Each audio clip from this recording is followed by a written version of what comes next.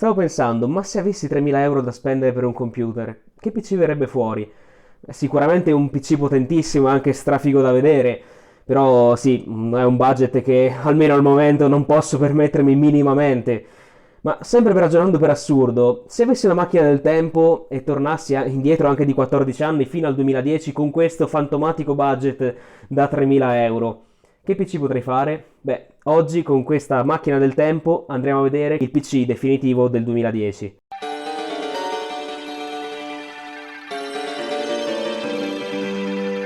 Ciao ragazzi, ciao a tutti e bentornati qui sul canale del vostro Nintendaro pazzo. Oggi prendiamo la macchina del tempo e torniamo indietro nell'anno 2010. Periodo storico abbastanza interessante per l'hardware perché soprattutto dal punto di vista dei processori vennero fatti veramente dei passi in avanti da gigante, soprattutto per quanto riguarda Intel. Presentò, poi andiamo a vedere, ecco, anche il primo Intel Core i7 da 6 core della storia, che sarà proprio il cuore di questa build. E anche per quanto riguarda le schede grafiche ci trovavamo insomma in un periodo interessante perché eravamo in discreto vantaggio rispetto alle console di quella generazione, cioè PS3 e Xbox 360, che ci può stare anche perché erano già uscite da 4 anni, non sono pochi. E tra l'altro, andando a vedere una piattaforma che supporta lo SLI, una configurazione che ha appunto due schede video messe in parallelo che vanno a lavorare insieme, davvero raggiungiamo un livello di prestazioni che molto spesso, almeno nei giochi supportati, è anche superiore a quello della generazione successiva di console, cioè l'ottava, quella di PS4 e Xbox One. Quindi ci ritroveremo con una configurazione che per il gaming, almeno di quegli anni, era il top, nel senso sì, esistevano ovviamente le GTX 580 e anche le GTX 590, però ecco, diciamo idealisticamente parlando, mettere anche due GTX 590 insieme, che già la GTX 590 per chi non lo sapesse è una dual GPU, quindi avere in totale 4 schede video che lavorano, anche per l'epoca ecco c'erano pochi giochi che non andavano a sfruttare. In questo caso lo SLI ancora era una tecnologia che proprio in quegli anni fioriva al massimo, e insomma quindi ci possiamo aspettare praticamente uno scaling ottimo in praticamente tutti i giochi, e per questo ecco questo PC secondo me avrebbe fatto la gioia di praticamente tutti i PC gamer, almeno all'epoca. Prima di continuare col video vi invito come sempre a iscrivervi qua sotto al canale, attivando anche la campanella per ricevere tutte le notifiche, così da rimanere sempre aggiornati e non perdervi nessun video che uscirà sempre qui sul canale. Detto questo vi invito anche a iscrivervi ai miei due canali Telegram di offerte. In entrambi si parla di offerte riguardanti hardware e videogiochi, ma uno è per il nuovo e l'altro è per l'usato. In entrambi i casi si tratta di offerte di Amazon, quindi siete coperti da garanzia e assistenza. Prima di riprendere col video vi invito anche a seguirmi su Instagram e sul mio canale di TikTok. E partendo con la CPU, ve l'ho già un po' spoilerata, è l'i7 980X, il primo Intel Core i7 da 6 core nella storia. È una CPU che veramente è incredibile, soprattutto per il prezzo che aveva all'epoca, cioè $1.000, 1.000 euro, che alla fine si traducevano così qua da noi, e per questo ecco era una CPU dedicata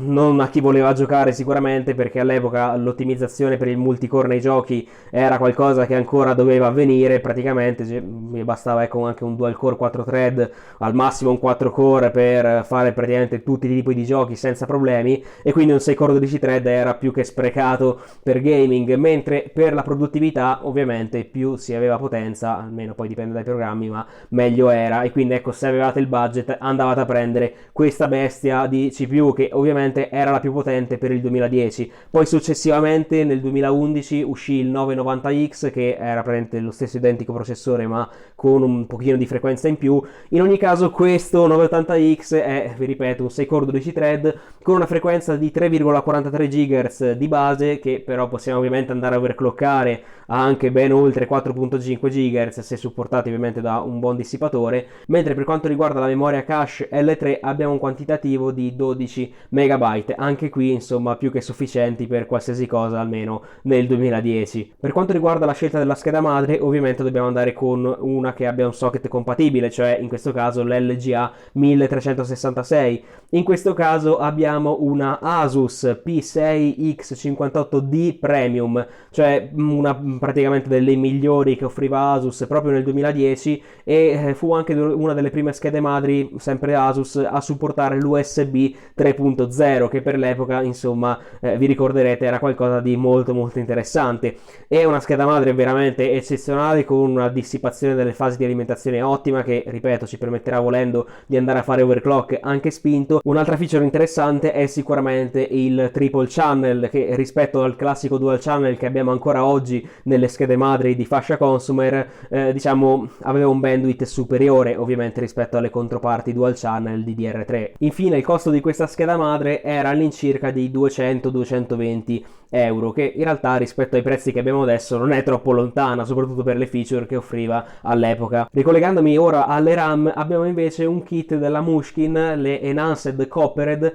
molto interessante a mio parere, perché sono delle RAM che hanno un dissipatore veramente spessissimo. Già il fatto di avere un dissipatore per l'epoca comunque non era male, che volendo, ecco, questo kit di RAM lo possiamo andare a fissare insieme a un waterblock per raffreddarle a liquido in un custom loop, qualcosa veramente di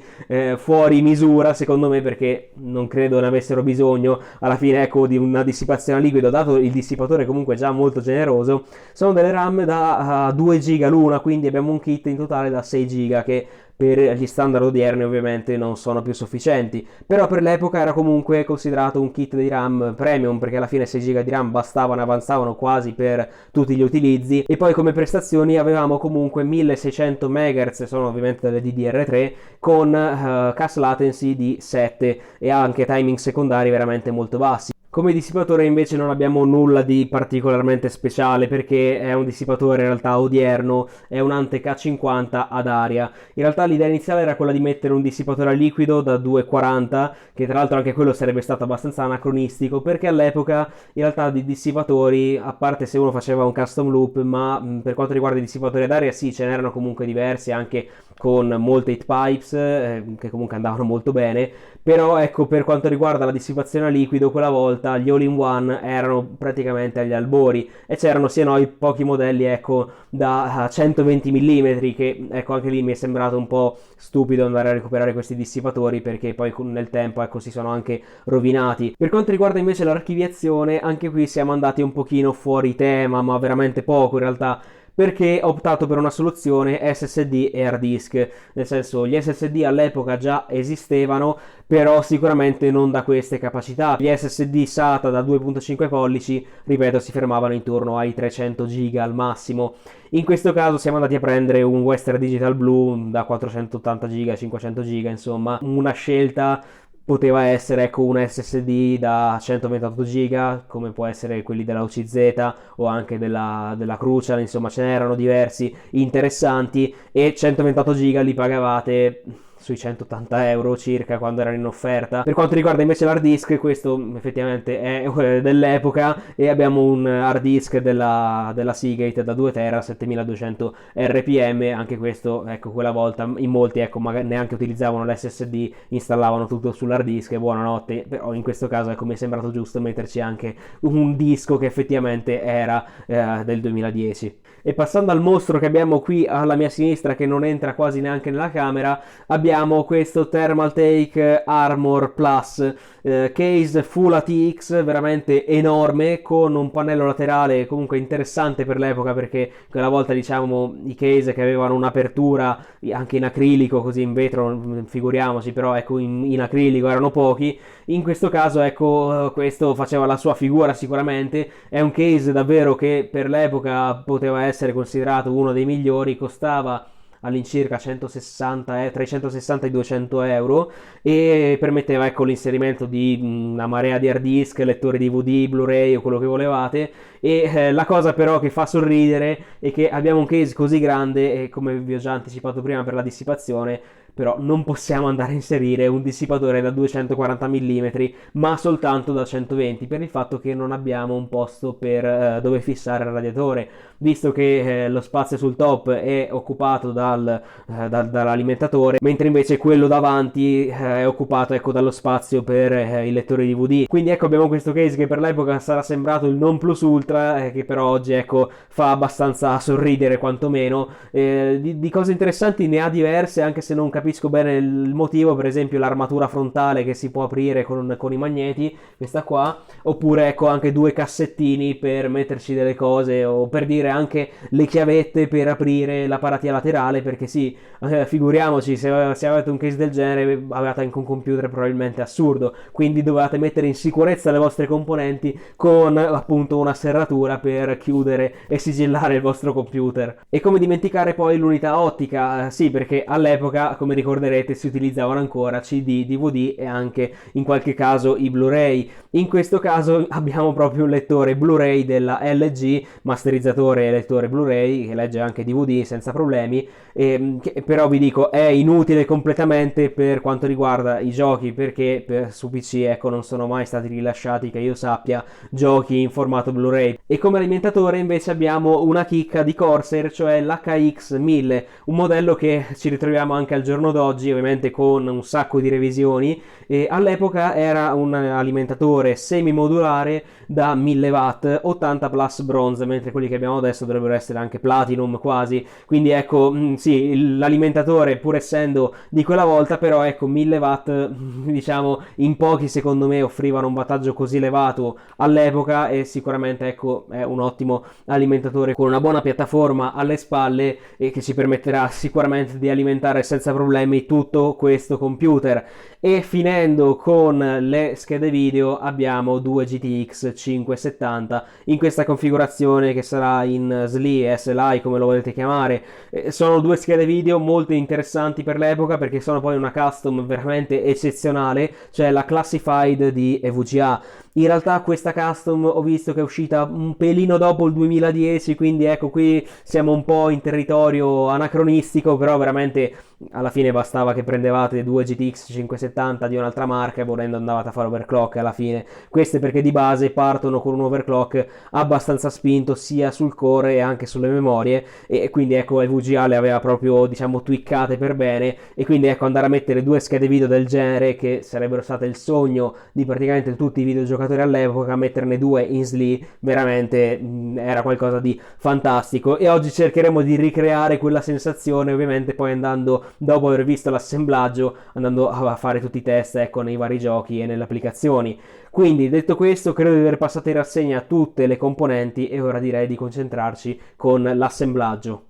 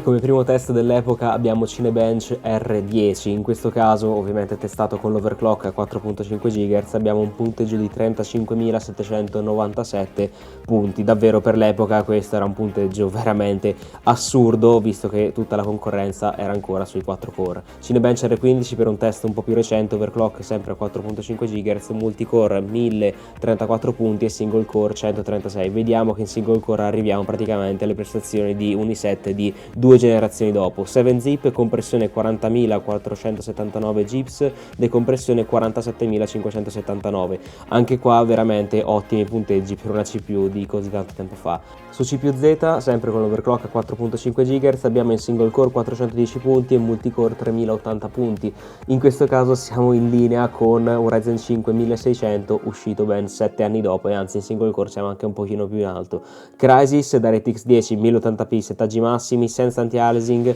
abbiamo 70 fps di media. Qui però vi devo dire siamo limitati in realtà dal processore, se vedete le schede video non vanno al massimo e c'è un core della CPU che è al 98%, questa in particolare perché è una scena abbastanza pesante anche dal punto di vista della fisica, in altre scene invece arrivavamo anche sopra i 100 fps. Far Cry 2 sempre Full HD, settaggi massimi, con in questo caso anti-aliasing sparato al 4x, abbiamo un frame rate medio di 192 fps con un percentuale di 110. Qui vediamo che le schede video sono utilizzate in base alla scena, anche qui di solito al massimo, in alcuni casi un pochino meno, però veramente vediamo uno scaling assurdo. Su Call of Duty 4 Full HD, settaggi anche qui maxati con anti-aliasing 4x, abbiamo un numero di frame allucinante, una media di 350 fps, praticamente un percentuale di 148. Anche qui vediamo uno scaling perfetto e non siamo limitati dal processore come negli altri casi, quindi davvero tantissima roba per un gioco veramente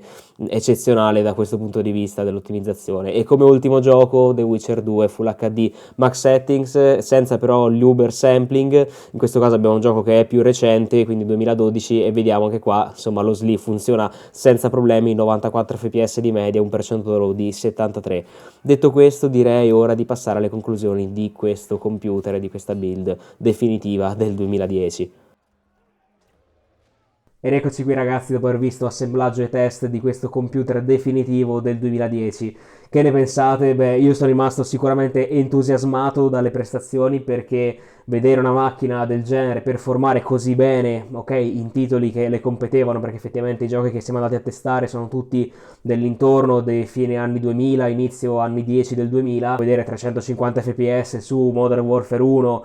oppure anche 80 fps su Crysis in una scena comunque molto pesante, in tutti i casi in Full HD, che per l'epoca era comunque una risoluzione discretamente alta, a settaggi maxati, è veramente qualcosa di allucinante. Posso solo immaginare un appassionato, un videogiocatore dell'epoca provare con questa macchina ai tempi, deve essere stato veramente un sogno. Purtroppo vi dico, non sono riuscito a testare tutti i giochi che avrei voluto, avete visto insomma ci sono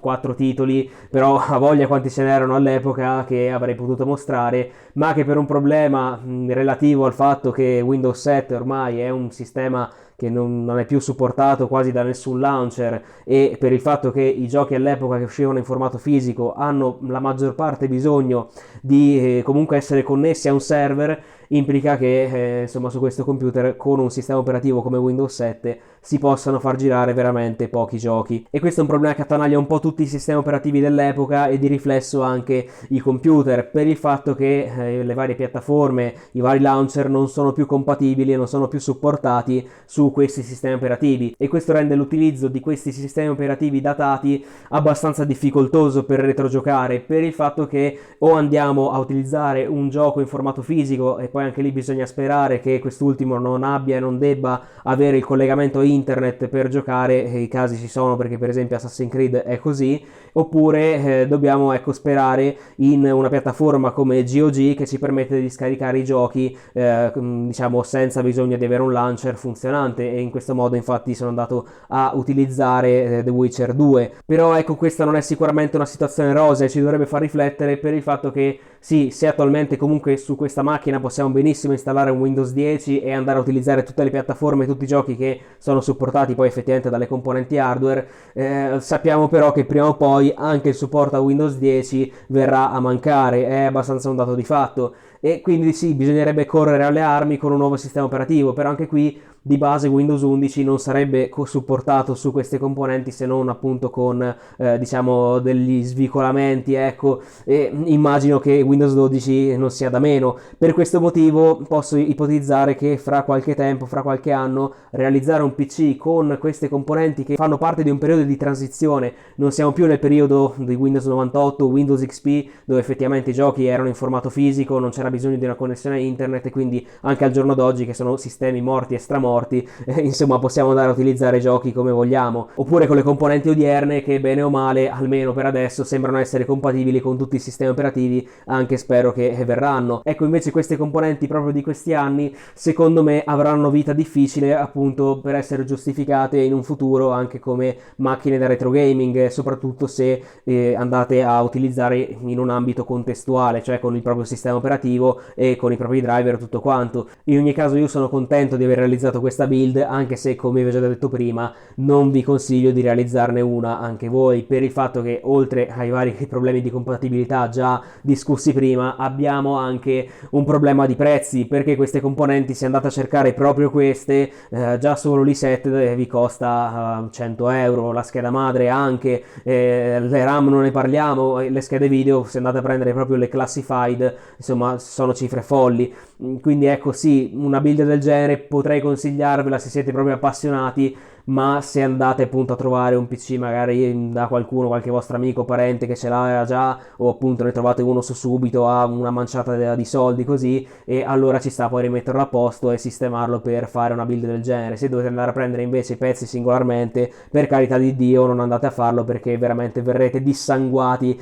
in termini economici. Quindi io spero che questo video vi sia piaciuto, se è così mi raccomando fatemelo sapere con un bel mi piace qua sotto e con un commento se anche voi magari ai tempi avete realizzato una build del genere o simile a questa, o se invece ne state realizzando, ne avete realizzata una proprio per recuperare questi titoli e avere l'esperienza di Windows 7. Detto questo, io non posso far altro che consigliarvi due video che, se non avete visto, vi invito a guardare. Il primo è quello sul retrocomputer di Windows 95 realizzato dal me del 1997, mentre il secondo video che vi consiglio, anche se è un pochino vecchiotto e me ne rendo conto, è quello in cui siamo andati a testare le due GTX 570 in configurazione SLI, però su giochi relativamente moderni, e abbiamo visto, ecco, che la situazione non era proprio rosea. Quindi arrivati a questo punto è veramente tutto. Io come sempre vi ringrazio per aver visto questo video e noi come sempre ci becchiamo alla prossima. Ciao a tutti ragazzi.